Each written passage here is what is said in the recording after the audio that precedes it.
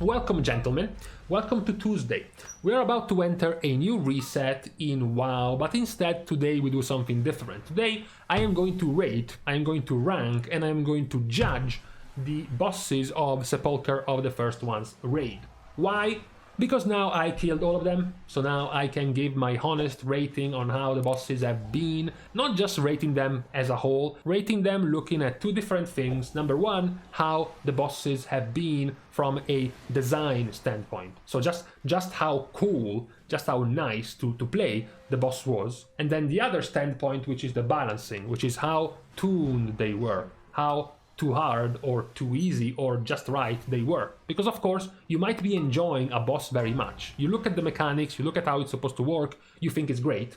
Let's just say CLUTTER in Sanctum, you think it's great, but then you look at the tuning and CLUTTER is a joke. So even if you thought the design of CLUTTER was a flawless 10 out of 10, once you take the tuning into account and how the boss ended up being from a balance standpoint, you know, it's a 4, it's a 5 at best because of how badly tuned it was. Perhaps also there could be examples of the complete opposite. We will see if there are bosses that were perfectly tuned, but the boss itself was shit. So, you know, it's bad. Starting with the first one, which is the Guardian, Vigilant Guardian. This is quite interesting because Vigilant Guardian was one of the more clean and better designed first bosses we have gotten in a while.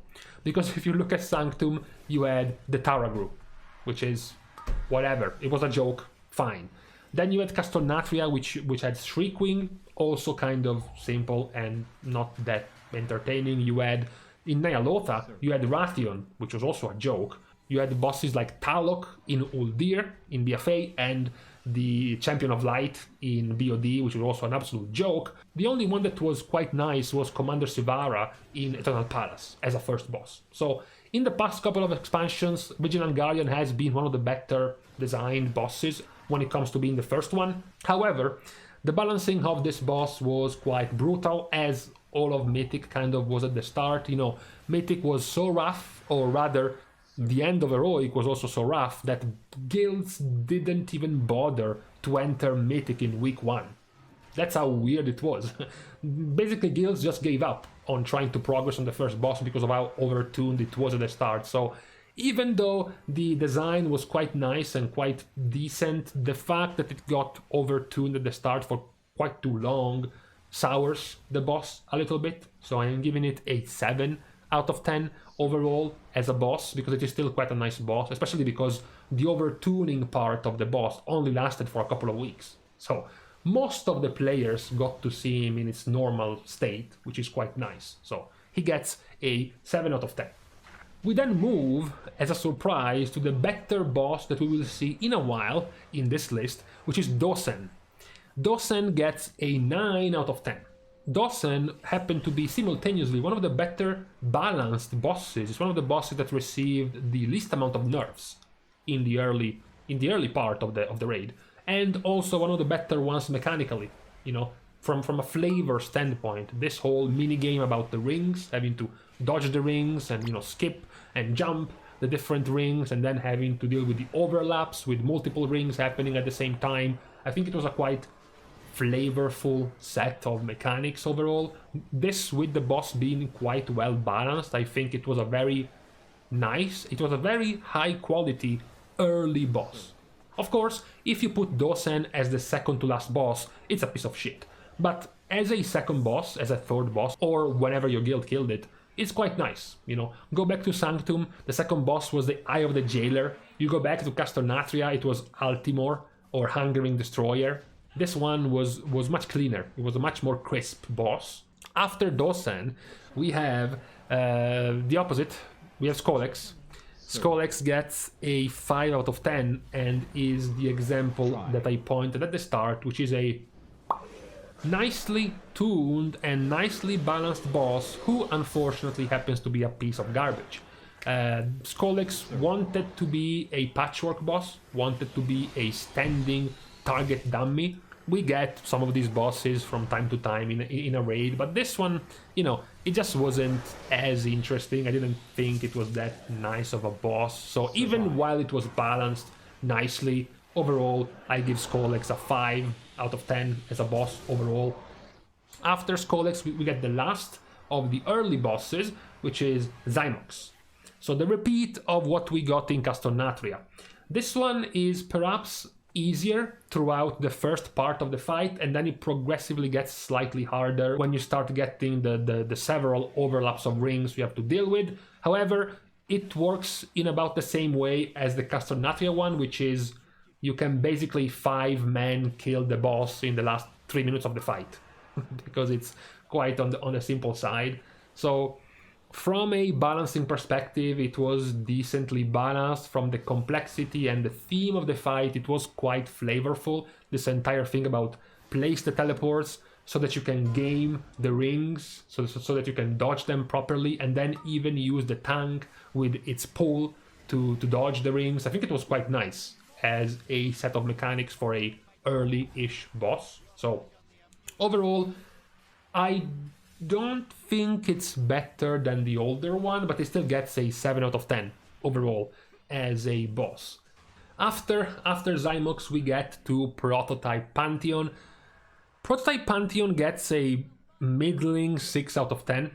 Prototype Pantheon has been nerfed quite a few times. It wasn't that nicely tuned overall, and the mechanics, the strategy, the theme of the fight was quite messy, I believe, because there were quite a few too many things. The fight itself became quite cluttered with a bunch of stuff that was happening in the fight. It was not as pleasing to be in the fight as most of the other bosses in this raid tier. It was quite messy overall.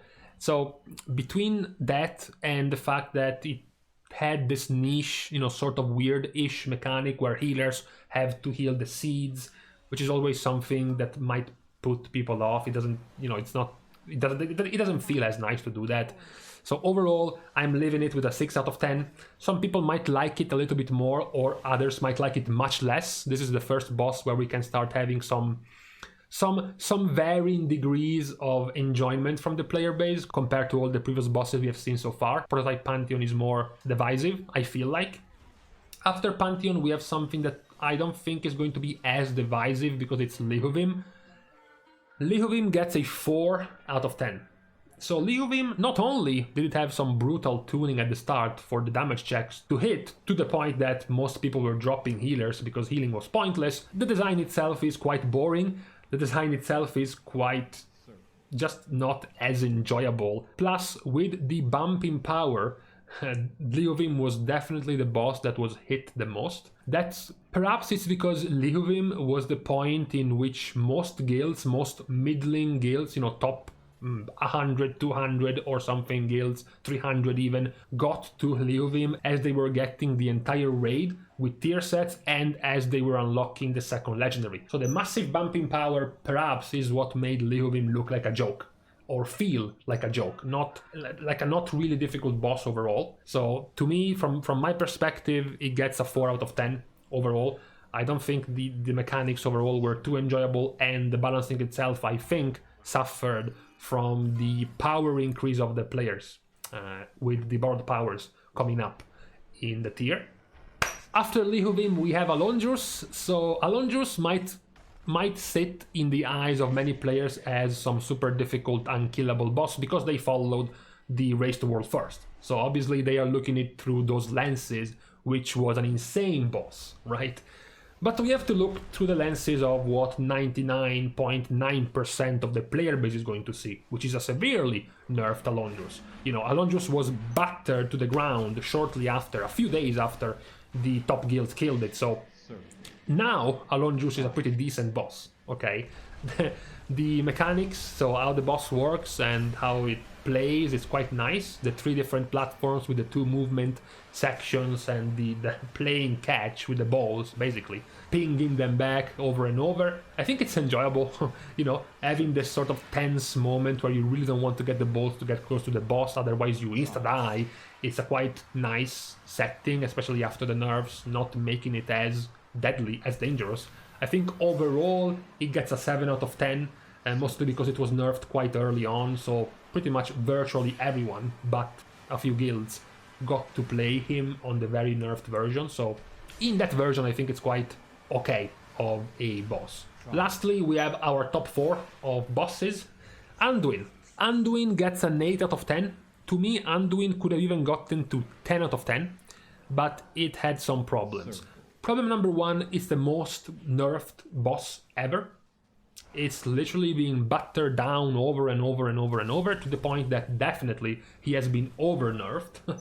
He doesn't deserve nearly as many as the nerfs he has received, but still, I like the phases. I think phase 1 with the circle pairing minigame, phase 2 with the ads and having to deal with the ads, crowd controls, plus the downstairs phases constantly going on, the 2 intermissions being quite tense, with the horde of mobs rushing at you, plus the walls. I think it was a quite nice boss fight when it came to essentially the strategy, the mechanics of the boss fight. I think it was quite nice, which is why I said it could have gotten to 10 out of 10.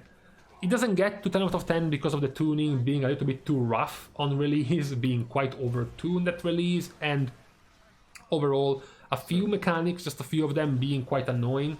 Just like I said about Pantheon, the extra NPC needing to be healed in Pantheon was just as annoying in Anduin, especially because in Anduin you had to do it quite quickly. It was quite confusing to go through. There were just a few tiny things that made the boss less enjoyable, so I'm gonna stop at 8 out of 10 for Anduin. After Anduin we have Lords of Dread, which also gets an 8 out of 10, but for different reasons. So Lords of Dread is the least nerfed, or we should say the least changed, of the top 4 bosses. Let's add Alondrus, the top 5 bosses. They have gotten one major change, which is now when they do the swarm, the big AoE, they are not just taking 100% more damage from AoE abilities, but they are taking 100% more damage from all abilities, single target included. So this is helping a lot the variety of players in the comps, because that was the boss where people were stacking survival hunters because of their AoE damage on those 2 bosses. So that was a good change on them. Overall, I just enjoy the fight. I like this disease minigame where you have to handle the circle disease, and then you have to dodge the projectiles, and then you have to get ready, dodge everything, make sure there are no more diseases around to stack together for the big AoE phase, and then spread and begin again. It's a good boss because it has no harder phases towards the end, which means it doesn't make it as bad to wipe later on, because once you learn the phase, once you learn the first rotation of the phase, every other rotation of the phase throughout the entire encounter is going to be the same. So it's much easy to progress. It's not a brutal boss that lasts for 9 minutes, and the hardest phase of the boss begins at 7. So it's brutal to have to get there before you can even start progressing, right? So it's quite nice. Overall, I give it an 8 out of 10. What also gets a high rating is going to be Algalon, which gets a 9 out of 10. Algalon has gotten nerfed more than Lords of Dread, quite significantly more, because it also kind of needed it too, but overall it gets a 9 because, similarly to Lords of Dread, has a repeating cycle of phases. So once you learn the first cycle, all the other cycles are going to be the same, which makes it easier for progress. It makes it less frustrating to progress Algalon.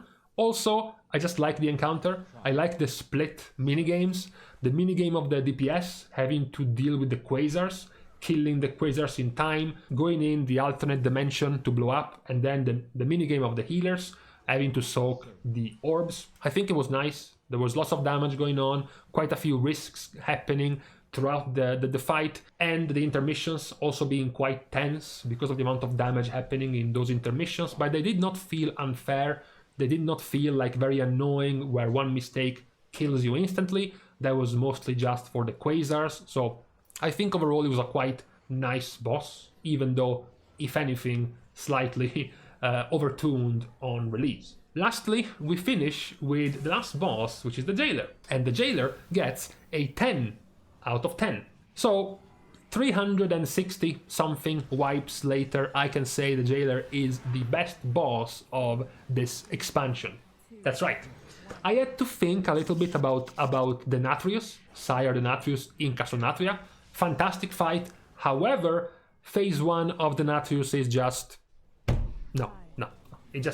So Jailer wins in the end. Just a fantastic boss fight. All 4 phases are great, especially because of how different they are between themselves, you know. Maybe you haven't gotten to Mythic Jailer, or maybe you have just defeated it in Heroic. You will see that phase 1 is all about doing the bombs properly and not getting mind controlled by lines, for example.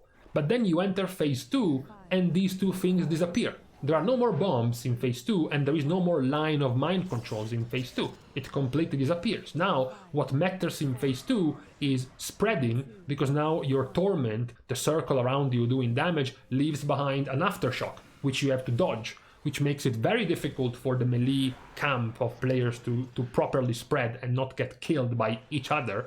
And also now there are knockbacks, which makes it even more difficult when you have Torment, you leave behind an aftershock and you're about to get knocked back. So you have to position yourself even better, not to mention there are holes still all over the place, which means you can get knocked into the holes. So that makes phase 2 completely different from phase 1.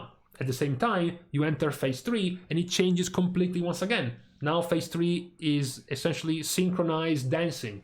It's a couple of minutes of very tense synchronized dancing where you all have to move as a unit all together. Nobody ever moves except for the handful, very few players with different assignments like breaking the chains or soaking the bloodline. Everyone else is completely stacked all together. You have to do some very tight movements, spot to spot, you know, from soak to bait the file to back to soaking. You know, it's very, very tense, very, very nice of a phase. And then you have phase 4, which is more free, easier, which is always nice. As I said, it would suck if the Jailer is a 10-minute fight and the hardest part of the fight starts at 8 minutes. It would be brutal, almost as brutal as Sylvanas, lasting for 14 minutes and having the hardest phase come in at 10. Imagine how triggered you are if you wipe as soon as you enter that phase, or right before entering that phase. You know you have to go through 10 minutes of combat before you even reach that phase again. That would be really, really annoying. Luckily, it's not something that happened with the Jailer fight. When it comes to balancing, I think it was also quite nice. It wasn't even that heavily nerfed right after the World Force race was over. It got a few more nerfs later on, sure. we spent so much time progressing that I think we got through 2 different sets of nerfs that changed even our strategy sometimes because of how much things were changing. But overall, I think it has been a very crisp, very nice boss design overall. As I said, it's the best of the bosses I have seen and fought this expansion so far. So congratulations to the designers of the Jailer. Once we see the final list, I am surprised to see that early on the first chunk of the raid is on the 6.5 average, and then the last part, the end part, rises in quality significantly compared to the early bosses. So it's quite surprising. It's quite a nice change of pace compared to what we had in Sanctum, where Guardian of the First Ones and Kel'Thuzad in particular were massive disappointments. And even in Castelnatria, Sludgefist was too much of a loot pinata target dummy, and Stone Legion Generals was a nightmare. So I think we've gotten significantly better this expansion when it comes to last boss quality. So round of applause to the design of the Sepulcher bosses. That's what I wanted to say and show in today's video. With this being said, we can stop, however, because it's been long enough for a video like this. So thank you guys for watching the video, and of course, please make sure to let me know your own personal rating of bosses, which you think were the best, which you think were the worst, from a design standpoint, from a balance standpoint. Make an average, whatever you want.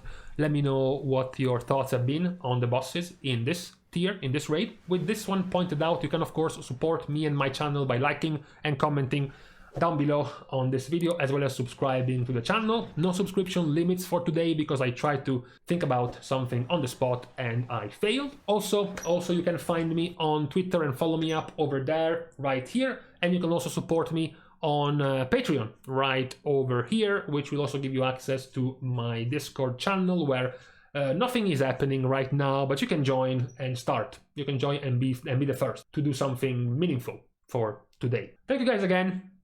See you guys soon, and in the meantime, my throat is in dire state. I need to go and take something to drink. Sorry. Goodbye.